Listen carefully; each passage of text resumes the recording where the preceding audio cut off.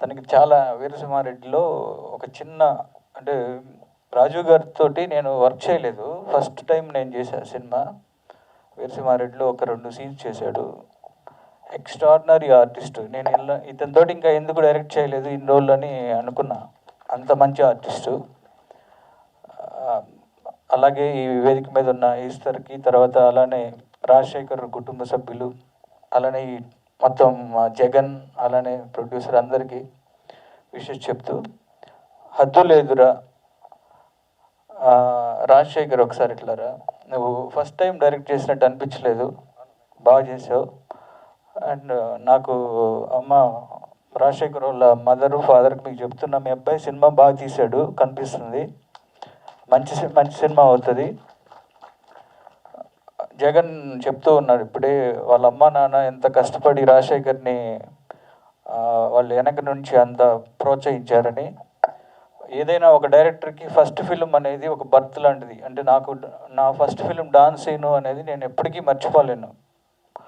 అది ఆ సినిమా ఎన్ని సినిమాలు చేసినా, ఎన్ని హిట్లు కొట్టినా, ఎన్ని బ్లాక్ బస్టర్లు కొట్టినా, ఫస్ట్ సినిమా ఈజ్ బెస్ట్. అంటే మనకు అవకాశం ఇచ్చిన సినిమా, మనం సినిమా ఇండస్ట్రీకి తెలియజేసే సినిమా అదే.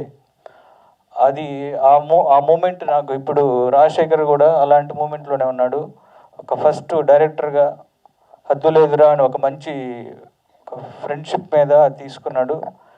దేనికైనా హద్దు ఉంటుందేమో కానీ ఫ్రెండ్షిప్కి హద్దు ఉండదు, లిమిట్స్ ఉండవు, బార్డర్స్ ఉండవు. ఒక మంచి ఫ్రెండ్ ఉంటే చాలు, మనం దేనైనా జయించగలం అని చెప్తారు మామూలుగా. అలానే ఒక మంచి కాన్సెప్ట్ తోటి సినిమాలో ట్రైలర్ చూస్తున్నప్పుడు ఫ్రెండ్షిప్తో పాటు మంచి యాక్షన్ కూడా ఉంది. డ్రాగన్ ప్రకాష్ చేసినట్టున్నారు, చాలా బాగుంది యాక్షన్ కూడా. అలానే ఈ సినిమాలో హీరోగా చేసిన ఆశీష్ గాంధీ, తను నా విన్నర్లో చేశాడు. తర్వాత నుంచి మంచి ఆర్టిస్ట్గా ప్రూవ్ చేసుకుంటూ వస్తున్నాడు. అలానే అశోక్కి, మీ ఇద్దరికి ఆల్ ద బెస్ట్ చెప్తున్నా.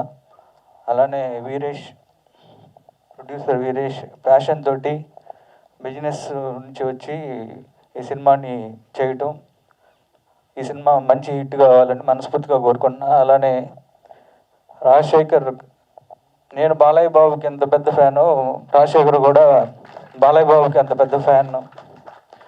నేను ఈరోజు ఈ ఫంక్షన్కి రావడానికి ముఖ్య కారణం అనంతపురం జగన్ బ్రదర్. ఇతనికి నాకు ఫ్రెండ్షిప్కి హద్దు ఉండదు, హద్దు లేదురా.